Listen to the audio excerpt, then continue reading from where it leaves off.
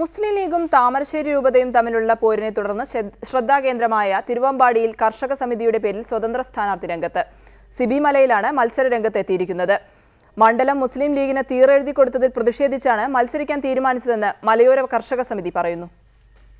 തിരുവമ്പാടിയിൽ മുസ്ലിം league മത്സരിക്കുന്നതിനെതിരെ Thamarassery രൂപതയും മലയോര വികസന സമിതിയുമായിരുന്നു ആദ്യം രംഗത്തെത്തിയത്. സ്വന്തം സ്ഥാനാർത്ഥിയെ നിർത്തുമെന്ന് വരെ മലയോര വികസന സമിതി ഭീഷണി മുഴക്കിയിരുന്നു. എന്നാൽ രാഷ്ട്രീയ തന്ത്രം പാളിയതോടെ രൂപതയും മലയോര വികസന സമിതിയും പിന്നാക്കം പോകുന്നതാണ് കണ്ടത്. ഇതിന് പിന്നാലെയാണ് മലയോര കർഷക സമിതിയുടെ പേരിൽ സ്വതന്ത്ര സ്ഥാനാർത്ഥിയുടെ രംഗപ്രവേശനം. മലയോര കർഷകരുടെ താൽപ്പര്യം സംരക്ഷിക്കാനാണ് മത്സരിക്കുന്നതെന്നാണ് സിബി മലയിലിന്റെ വാദം. രൂപതയുമായോ മലയോര വികസന സമിതിയുമായോ ഒരു ബന്ധവുമില്ലെന്നും സ്വതന്ത്ര സ്ഥാനാർത്ഥി വിശദമാക്കി. തിരുവമ്പാടിയിലെ മലയോര കർഷകർ വർഷങ്ങളായി അവർ അനുഭവിച്ചു വരുന്ന വേദനകൾക്ക്, അവിടെ നീറുന്ന പ്രശ്നങ്ങൾക്ക് ഒരു പരിഹാരം കാണുവാനാണ് ഞാനിത് സ്വതന്ത്രമായിട്ട് മത്സരിക്കാൻ തീരുമാനിച്ചത്. കോൺഗ്രസും ലീഗും മലയോര കർഷകരെ ഒരുപോലെ വഞ്ചിക്കുകയാണെന്നും സിബി മലയിൽ കുറ്റപ്പെടുത്തി.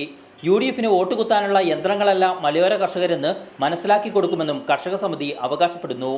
റിപ്പോർട്ടർ, കോഴിക്കോട്.